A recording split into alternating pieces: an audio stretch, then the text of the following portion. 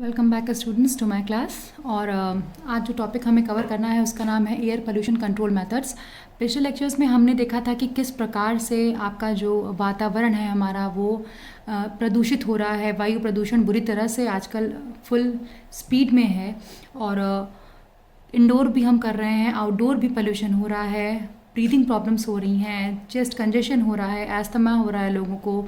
तो अब आइए हमें वो विकल्प पढ़ने हैं कि किस तरह से हम क्या प्रिकॉशंस लेके चलें या क्या ऐसे कार्य करें जिससे हमारा ये जो पोल्यूशन है, एयर पोल्यूशन है, वायु प्रदूषण है, ये कंट्रोल हो। तो आइए हम डिस्कस करते हैं सबसे पहले कि किस प्रकार से हम किस किस पड़ाव पे जाकर उसे रोक सकते हैं।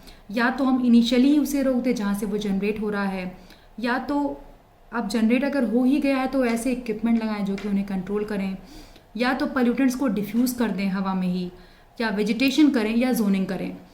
तो चलिए फटाफट आगे बढ़ते हैं। तो इफेक्टिव वेज क्या है पोल्यूशन को कंट्रोल करने के? सबसे पहला सोर्स करेक्शन मेथड। सोर्स मतलब जहाँ से वो इवॉल्व हो रहा है या ईजाद हो रहा है या निकल रहा है वहीं पे उसको स्टॉप कर दिया जाए, that is source correction method.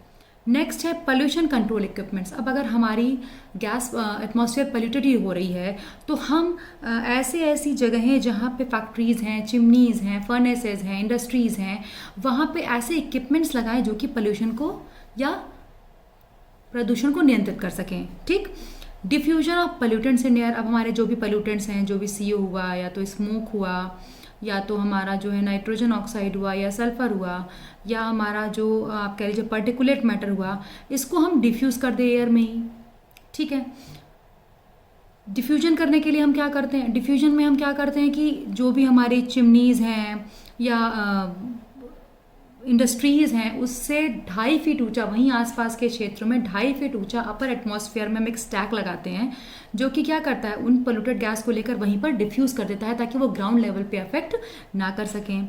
Vegetation में as we all know that green plants are the environment purifiers. ठीक है, वो ऑक्सीजन प्रोवाइड करती हैं, कार्बन डाइऑक्साइड जैसी गैसों को अपने अंदर समाहित करती हैं। तो हम ज़्यादा से ज़्यादा प्लांटेशन करें।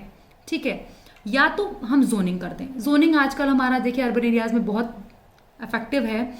इसमें हम क्या करते हैं, रेसिडेंशियल एरियाज़ और इंडस्ट्रियल एरियाज़ को सेपरेट कर देते हैं। इंडस्ट्रीज़ वगैरह को आप रेसिडेंशियल एरिया से काफ़ी दूर बनाते हैं ताकि रेसिडेंशियल एरियाज़ वाले पॉपुलेशंस में उनका इफेक्ट ना आ पाए। तो ये 5 तरीके हैं जिनके द्वारा हम अलग अलग स्टेप्स पे जाके एयर पोल्यूशन को कंट्रोल कर सकते हैं। तो चलिए हम थोड़ा ब्रीफ डिस्कस करते हैं सोर्स करेक्शन मेथड डिटेल में।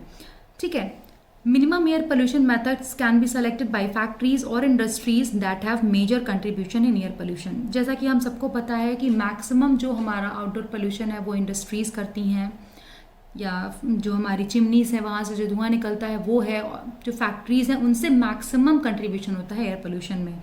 तो उन इंडस्ट्रीज़ को ये चाहिए कि वो ऐसे मेथड्स यूज़ करें अपनी प्रोडक्ट्स को मैन्युफैक्चर करने के लिए कि हमारा वातावरण मिनिमम रूप से प्रभावित हो सके। ठीक है, अब उन सोर्स करेक्शन मेथड्स में इंडस्ट्रीज़ क्या क्या चीज़ें अपना सकती हैं? तो सबसे इंपॉर्टेंट चीज़ इंडस्ट्रीज़ जो कर सकती हैं वो रॉ मटेरियल्स का जो इस्तेमाल है वो डिफरेंट करें थोड़ा सा। सल्फर फ्यूल यूज़ करती हैं इंडस्ट्रीज़, तो लो सल्फर फ्यूल यूज़ करें। ठीक है, ताकि हमारा सल्फर डाइऑक्साइड जैसी हानिकारक गैसें वातावरण में ना मिल सके हमें। ठीक, कोल यूज़ करती हैं कंपनीज हमारी, तो कोल की जगह लिक्विफाइड नेचुरल गैस वो यूज़ करें जिससे हमारा पोल्यूशन बहुत हद तक कम हो जाएगा। ठीक है, अब पहला तो हो गया कि हमारी इंडस्ट्रीज़ वगैरह अपने रॉ मटेरियल्स को बदलें। ठीक, लो सल्फर फ्यूल यूज़ करें, कोल की जगह पे LNG liquefied natural gas use करें। दूसरा है कि जो हमारी इंडस्ट्रीज़ हैं जो कि मेजर कंट्रीब्यूट करती हैं एयर पोल्यूशन में, वो जिस प्रक्रिया से मैन्युफैक्चरिंग कर रही हैं वो प्रक्रिया बदलें। ठीक है, जैसे कि हम पल्वराइजेशन करते हैं। ठीक है, पल्वराइजेशन से क्या होता है, ऐश बहुत निकलती है। कोल का पल्वराइजेशन हम करते हैं, डस्ट के फॉर्म में ऐश बहुत निकलती है हमारी। तो वो जो पल्वराइजेशन की प्रक्रिया है उसको करने से पहले कोल को वॉश करें। तो ये प्रक्रिया चेंज कर दी हमने पहले क्या किया, डायरेक्ट पल्वराइजेशन कर दिया तो बहुत सारा फ्लाई ऐश निकला हमारा। लेकिन अब हम क्या कर रहे हैं, वॉशिंग ऑफ कोल कर रहे हैं बिफोर पल्वराइजेशन, तो फ्लाई ऐश अपने आप कम हो जाएगा। यानी जो टेक्निक्स और प्रोसेस यूज़ कर रही हैं अगर उनमें हम थोड़ी बहुत चेंजेस ले आए तो हमारा एयर पोल्यूशन बहुत हद तक कंट्रोल हो सकता है। जैसे washing of coal before pulverisation, pulverisation यानी ग्राइंडिंग करना, ग्राइंडिंग के अगर हम करते हैं तो वॉश करके अगर ग्राइंड करेंगे तो फ्लाई ऐश जो हमारा होता है वो बहुत हद तक रिड्यूस हो जाएगा। ठीक है, जो बॉयलर हमारा जो बॉयलर फर्नेस है वहाँ पे हम इस एक्सेसिव एमिशन को कंट्रोल कर सकते हैं। ठीक है, एयर इनटेक को कंट्रोल करके। ठीक, तो ये कुछ ऐसे विकल्प हैं जैसे हमारी जो भी कंपनीज हैं वो अपने प्रक्रियाओं में, विधियों में चेंज ले आएँ तो हम थोड़े बहुत हद तक एयर पोल्यूशन को कंट्रोल कर सकते हैं। ठीक है, नेक्स्ट हम क्या कर सकते हैं, अब जो हमारे एग्जिस्टिंग इक्विपमेंट्स हैं उनको थोड़ा मॉडिफाई कर दें। भाई हमने रॉ मटेरियल चेंज करने के लिए कहा, हमने जो प्रक्रिया यूज़ की है सामान को मैन्युफैक्चर करने के लिए वो हमने थोड़ा प्रोसेस को चेंज करने के लिए कहा।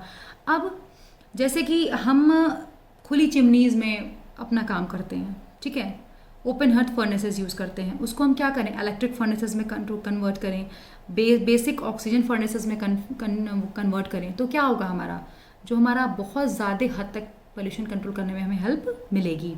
ठीक है, modification should be made in the existing equipments. जो हम एग्जिस्टिंग इक्विपमेंट यूज़ करते हैं, जो इस समय हम यूज़ कर रहे हैं, उसमें थोड़ा चेंज ले आएँ। ओपन हर्थ फर्नेसेस की जगह पे इलेक्ट्रिक फर्नेसेस यूज़ करें, जिससे स्मोक्स हैं, फ्यूम्स हैं, कार्बन मोनोऑक्साइड, ये काफ़ी हद तक कम हो जाएंगे। ठीक है, पेट्रोलियम रिफाइनरीज में जहाँ पे आपका हाइड्रोकार्बन वेपर जो है बहुत जो स्टोरेज टैंक्स में चला जाता है, ठीक है, और फिर उससे क्या होता है, ऑपरेशन, टेम्परेचर चेंज हुआ, ऑपरेशन हुआ। ठीक है, तो स्टोरेज टैंक का जो रूफ है हम अगर वो फ्लोटिंग कवर वाला रखेंगे तो हमारी जो हानिकारक गैसें बदल जाती हैं। ये जो हमारा पेट्रोलियम में आप रिफाइनरीज की प्रक्रिया कर रहे हो, ठीक है, तो loss of hydrocarbon vapour from storage tanks due to evaporation temperature changes can be reduced. भाई आपने ऑयल रिफाइनिंग की, पेट्रोलियम रिफाइनिंग की, ठीक है, स्टोरेज टैंक में वेस्ट किया तो हाइड्रोकार्बन्स वहाँ से क्या हुए, वहाँ पे क्या हुआ, एवापोरेशन की। भाई गरम है चीज़ें, आप उसको स्टोर कर दे रहे हो तो एवापोरेशन हो रहा है, टेम्परेचर चेंज हो रहा है, तो उससे क्या होता है, हाइड्रोकार्बन्स का जो वातावरण में हाइड्रोकार्बन वेपर्स जाते ही जाते हैं। तो उस स्टोरेज टैंक को हम क्या करते हैं, फ्लोटिंग रूप कवर कर देते हैं, ताकि बहुत हीटेड आपका जो वेस्ट है वो इसमें सेटल डाउन ना हो पाए और हानिकारक गैसें बाहर ना निकलें। ठीक है, तो यानी स्टोरेज टैंक को आप थोड़ा फ्लोटिंग रूफ का रखिए ताकि एवापोरेशन और हाई टेम्परेचर से वो जो हाइड्रोकार्बन वेपर्स आपके कन्वर्ट हो रहे हैं वो डेंजरस चीज़ों में ना बदलें। नेक्स्ट है मेंटेनेंस ऑफ इक्विपमेंट, जो बहुत इंपॉर्टेंट सेक्शन है। चाहे आप घर पे भी कोई चीज़ इस्तेमाल करते हो, कोई भी इलेक्ट्रॉनिक गुड इस्तेमाल करते हो, तो you have to take a good care of that. आपको अच्छा ध्यान रखना पड़ेगा, उसका मेंटेनेंस करनी पड़ेगी। अगर आपकी तरफ से मेंटेनेंस नहीं है तो जाहिर सी बात है कि अब एसी है, आप घर में यूज़ करते हो, तो एसी की रिपेयरिंग तो अलग बात होती है। अगर आप उसका मेंटेनेंस नहीं कराओगे, साल 2 साल बाद उसकी क्लीनिंग नहीं कराओगे, डेफिनेटली उसकी एफिशिएंसी कम हो जाएगी। फिर वो एक ऐसा समय आएगा कि वो आपको अफेक्टिव रिजल्ट्स नहीं देगा। तो आपको अपने इक्विपमेंट्स को मेंटेन भी करना है। अगर पुअर मेंटेनेंस आप करते हो इक्विपमेंट्स के, जैसे जो डक्ट्स हैं, पाइप्स हैं, उनके अराउंड जो लीकेज है उसको आप अगर नहीं चेक कराओगे, प्रॉपर रूटीन चेकअप्स नहीं कराओगे, तो आपका जो इक्विपमेंट है वो धीरे धीरे ख़राब होना शुरू हो जाएगा, ज़्यादा इनपुट लेगा, कम आउटपुट देगा और आपको वेस्ट प्रोडक्ट्स ज़्यादा देगा, जिससे आपके पोल्यूशन में वृद्धि होगी। ठीक, तो ये सारी चीज़ें थी आपकी सोर्स करेक्शन मेथड्स में। सोर्स करेक्शन मेथड्स में आप इंडस्ट्रीज़ के पास आसपास जो भी आपकी चेंजेस आप कर सकते हो वो आप कर रहे हो, कि आप रॉ मटेरियल्स चेंज कर दो, आप प्रक्रियाएं चेंज कर दो, आप इक्विपमेंट्स चेंज करो, इक्विपमेंट्स का रखरखाव प्रॉपर करो, तो आपके बहुत हद तक एयर पोल्यूशन में कंट्रोल हो सकता है। अब नेक्स्ट जो स्टेप है, चलिए हम सोर्स पे नहीं कंट्रोल कर पाए, अब इंडस्ट्रीज़ हैं, चिमनीज़ है, वहाँ से गैसेस निकल रही हैं, ठीक है, धुआं निकल रहा है, तो अब हम क्या कर सकते हैं। भाई अब हमने कुछ हद तक कंट्रोल किया पर प्रॉपर नहीं कर पाए, तो अब धुआं निकल रहा है बाहर, तो वो पोल्यूशन में कंट्रीब्यूट कर रहा है। तो अब क्या करें, हम ऐसे इक्विपमेंट लगाएं जो कि प्रदूषण को वहीं पे नियंत्रित करें, कंट्रोल करें। जैसे चिमनीज़ हैं, आपके इंडस्ट्रीज़ हैं, वहाँ से जो आपका धुआं निकल रहा है वहाँ पे आप थोड़ी दूर पे आप एक पोल्यूशन कंट्रोल इक्विपमेंट लगा दीजिए जो कि खराब गैस को ले और क्लीन गैस को बाहर निकाले, एक ऐसा यंत्र लगाइए आप। ठीक है, तो पोल्यूशन कंट्रोल इक्विपमेंट जो हमारे होते हैं वो 2 प्रकार के होते हैं। एक कंट्रोल डिवाइसेस होती हैं जो पर्टिकुलेट, जो थोड़े बड़े पार्टिकल्स होते हैं, डस्टी पार्टिकल्स, उनको जो है कंट्रोल करे। दूसरा होता है कंट्रोल डिवाइसेस फॉर गैसियस कॉन्टामिनेंट, जो हमारी harmful gases, nitrogen oxide, sulphur dioxide और कार्बन मोनोऑक्साइड, इनको कंट्रोल करता है। तो 2 प्रकार में हम पोल्यूशन कंट्रोल इक्विपमेंट्स को लॉन्च करते हैं, 2 प्रकार से, एक पर्टिकुलेट मैटर्स के लिए जो थोड़े हैवी पार्टिकल्स होते हैं और एक गैसेस कंटामिनेंट्स के लिए। तो जो हम पर्टिकुलेट मैटर को कवर करने के लिए या कंट्रोल करने के जो डिवाइसेस यूज़ करते हैं उसमें पहला है gravitational settling chambers, cyclone separators, fabric filters, electrostatic precipitators और वेट कलेक्टर्स या स्क्रबर्स। वेट कलेक्टर्स या स्क्रबर्स को पुनः 3 प्रकारों में विभाजित किया गया है, स्प्रे टावर, वेंचुअरी स्क्रबर और साइक्लोन स्क्रबर। इसको एक एक करके हम पढ़ेंगे आगे। गैसियस कंटेमिनेंट्स को रिमूव करने के लिए हम 2 प्रक्रियाएं अपनाते हैं, wet absorption and dry absorption. तो ये वो तरीके हैं जिसके द्वारा हम, अगर हमारी जो हानिकारक गैसें हैं या ऐसी कोई पदार्थ है जो वातावरण को प्रदूषित कर रहा है, वायु को प्रदूषित कर रहा है, तो उसको हम कंट्रोल कर सकते हैं कुछ डिवाइसेस के माध्यम से। तो अब हम उस स्टेप पे आए हैं, ठीक है। तो ग्रेविटेशनल सेटलिंग चैम्बर्स, ये चैम्बर हमारा क्या करता है, वे सारे पार्टिकुलेट मैटर्स जो कि 50 माइक्रोमीटर के साइज से अधिक हैं उनको ग्रैब करता है, ठीक। ये हमारा एक स्ट्रक्चर है, ठीक है, ग्रेविटेशनल सेटलिंग चैम्बर, जो ग्रेविटेशनल फोर्स पे हमारा वर्क करता है। इसमें हम क्या करते हैं, यहाँ से पोल्यूटेड गैस को इन कराते हैं, ठीक। ये पोल्यूटेड गैस की जो स्पीड हम रखते हैं, हॉरिजॉन्टल वेलोसिटी रखते हैं गैस स्ट्रीम की, वो हम कम रखते हैं, लेस देन 0.3 मीटर पर सेकेंड। इससे क्या होगा, गैस को प्रॉपर टाइम मिलेगा स्टे करने का, और ग्रेविटेशनल फोर्स के अंडर आकर हैवी पार्टिकल्स क्या होंगे, धीरे धीरे नीचे सेटल होना शुरू हो जाएंगे, ठीक। ये हमारी हॉरिजॉन्टल ट्रेज हैं जिसमें गैस आती है, आपकी पोल्यूटेड एयर आती है। ये ग्रेविटेशनल सेटलिंग चैम्बर है हमारा, हमने इनपुट कराई गैस को, गैस स्ट्रीम की जो हॉरिजॉन्टल वेलोसिटी थी वो हमने 0.3 मीटर पर सेकेंड से भी कम रखी। अब गैस को टाइम मिला यहाँ पे स्टे करने का, तो जो हैवी पार्टिकल्स हैं वो धीरे धीरे सेटल हो जाएंगे, कहाँ पे, डाउनवर्ड्स, सेटल डाउन पार्टिकुलेट, ठीक है। अब जिन पार्टिकल्स की डेंसिटी अधिक होती है वो स्टोक्स लॉ फॉलो करते हैं, तो धीरे धीरे वो नीचे सेटल डाउन होना शुरू हो जाएंगे और आपको क्लीन गैस यहाँ से प्राप्त होना शुरू हो जाएगी। तो ये तो है आपका ग्रेविटेशनल सेटलिंग चैम्बर, जहाँ पे ग्रेविटेशनल फोर्स के अफेक्ट में आके हमारे जो हैवी पार्टिकल्स होते हैं वो सेटल डाउन हो जाते हैं towards the downward of the device and clean air आपको मिलना शुरू हो जाती है। या इस प्रक्रिया में ये ध्यान रखना है कि जो आप गैस की वेलोसिटी ले रहे हो वो आपकी 0.3 मीटर पर सेकेंड से अधिक नहीं होनी थी, ताकि उनको ज़्यादा टाइम मिले उस सेटलिंग चैम्बर के अंदर स्टे करने का। नेक्स्ट है आपका साइक्लोन सेपरेटर या रिवर्स फ्लो साइक्लोन। ये हमारा सेंट्रीफ्यूगल फोर्स पे वर्क करता है, ना कि ग्रेविटेशनल पे, सेंट्रीफ्यूगल फोर्स, ठीक है।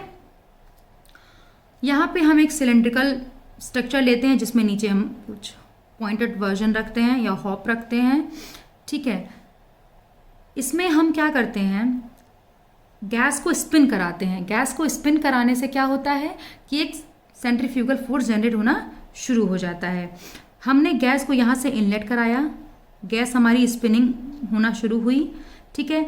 तेज़ी से वो स्पिन करती चलती है और जो पार्टिकुलेट मैटर होते हैं वो आउटरी यानी बाहरी सतह पे इकट्ठा होना शुरू हो जाते हैं और इनर स्ट्रक्चर में हमें ये क्लीन गैस मिलना शुरू। ये जो हमारे ग्रीन रंग से मैंने आपको दिखाया, ये पार्टिकुलेट मैटर हैं। हमने गैस को इन कराया, स्पिनिंग करा दी हमने, तो सेंट्रीफ्यूगल फोर्स जनरेट हुआ।